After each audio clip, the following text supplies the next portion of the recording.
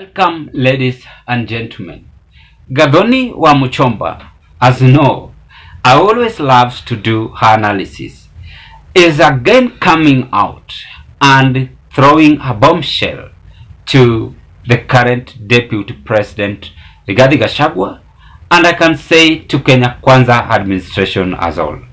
Gathoni Wamuchomba today is saying, this is whatever Wamuchomba is saying. On Gathoni Wamuchomba. Dear avocado farmers, the electronic tax receipts ethics was voted and passed by MPs who are now attending meetings telling you not to pay tax. Let them go to parliament and change the Finance Act which they passed. Kumeshikana kidogo. That is whatever Gathoni Wamuchomba have said.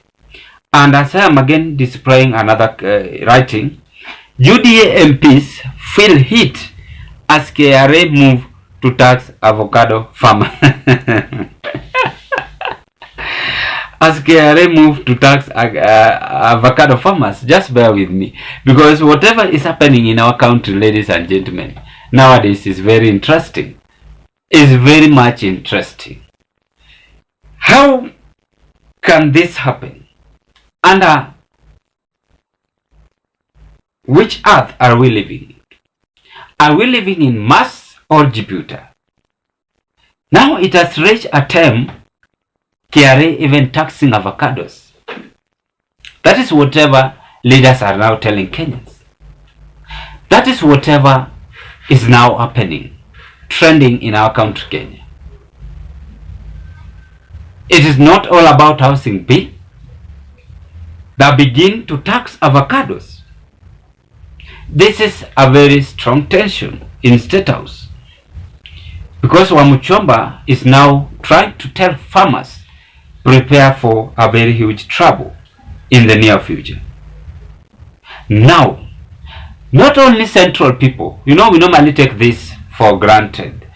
Not only central people grow coffee or tea. There are several communities doing plantation, even in Rift Valley, for those who have traveled to Rift Valley, in the western region, in Kisii. Forget about when the coastal region, but the area of Taita, Taveta, if you go, they have some crops they are growing, yeah. Now in generally, farmers have different varieties, commodities of crops to be grown, but it has reached an extent. KRA is forgetting the maize, they are forgetting the flour, they are forgetting several crops variety. Now they are on avocado. That is whatever is now happening.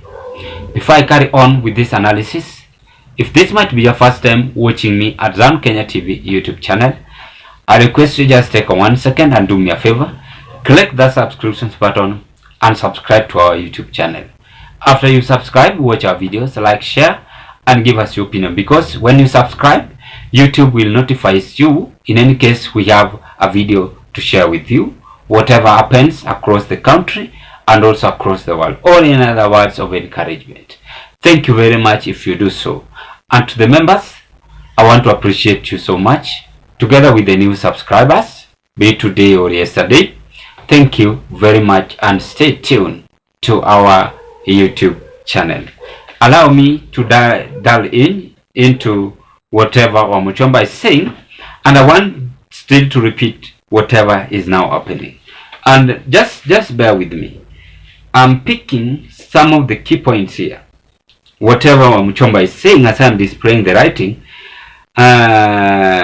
this is whatever amazed me, ladies and gentlemen.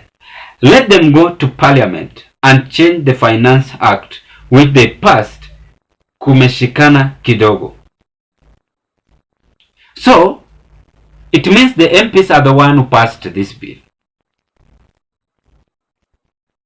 And do you call this when the deputy president spoke about the issue of avocado and urging farmers to grow huge plantation of avocado in order to be exported, in various countries of the countries in Africa and also in the world.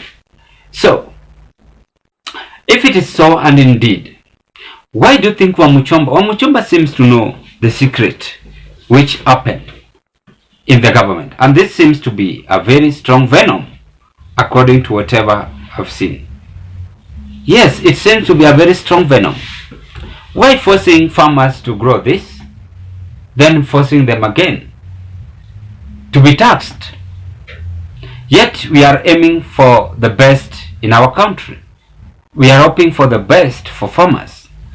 Just recently we had the president issuing fertilizer to farmers. And the head of state spoke on the fertilizer and urged farmers to carry on with the farming because the fertilizer have reduced to a cheaper price where they can afford in each and every counties across the republic. So it means whatever Wamuchomba is saying, it is something which have gone for long. And let's begin by that. This is not a lie. KRA tax anywhere. As much as the only person today who is going against them is Justin Muturi, and I think I did that analysis. So hawa watu wamejitoa. Itafika wakati sasa wanaingia kwa kila mlango, wanabisha, wewe unalipa hii ama ulipi, wewe umefanya file return ama hujafanya, wewe umefanya nini ama umefanya. Sasa hiyo ndio wanataka kufanya. And let me not believe that president is behind this. Let us not believe that. And that is why we are seeing, if you've watched Raila's movement, any leader behind him speaking is just trying to remind him, tafadhali hata kama uko na Ruto mwambie maisha imepanda. Let's not take things normal. Let's not take things normal. Okay, forget about all taxing avocados. They have taxed avocados. They have taxed farmers in general. Hii pesa wamepeleka wapi? Nini wamefanya na hii pesa? Imesaidia pande gani? Imeenda kwa charity? Imeenda kwa kanisa?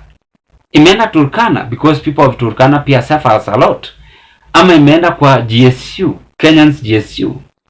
Ama defense forces, whichever categories they are? What we want to know is, where is this money going from? Whatever they are doing is going to affect the new generation or the future generation. It is a kind of hereditary where they will come day in, day out and portray the character. You find the KRA man who is now, anybody working in KRA, he or she will be informed that hapa ukiingianga tunataxingi avocado. tunataxingi hadi petrol. Kwa hawa Kenya ni wangwana sana, wako na do. Ukiingia hapa hata mahindi ama panya, wewe tax. That is whatever is now happening, according to me, on whatever Wamuchomba is saying. But there's still time. Ruto can sit down with the leaders, negotiate, and find a resolution factors affecting our country. That is number one. He talks to the governors, call them, and discuss various issues, whatever is now happening. That is number two. He calls the MPs, he calls the MCS. After that, you will find our country is running smoothly. Because at that point, we hope that the moment we reach the MCS, we believe that he had talked to the cabinet secretaries as well. and the so-called deep state system, and those who advise the president, the economist advisors like David Ndi and the rest. So those are the challenges we are now getting, because for country to run, you must pay tax, which is good. But you see now Wamuchomba is now giving farmers a very strong headache on whatever she have come out and exposed. So the current deputy president should also come out and tell the Kenyans if it is true the KRA are taxing even avocado. Because he's the one who always majorly dwell on farming, mostly. I don't want to speak on central Kenya alone. I don't want to speak on Rift Valley alone. This point is clear. It is generally our country, Kenya. And even when you go to Lake region, they must pay tax. When you go to Ukunda, Mombasa, they must pay tax. Kaskazi Beach, they must pay tax. If you go to Moyale, they must do that. I don't know.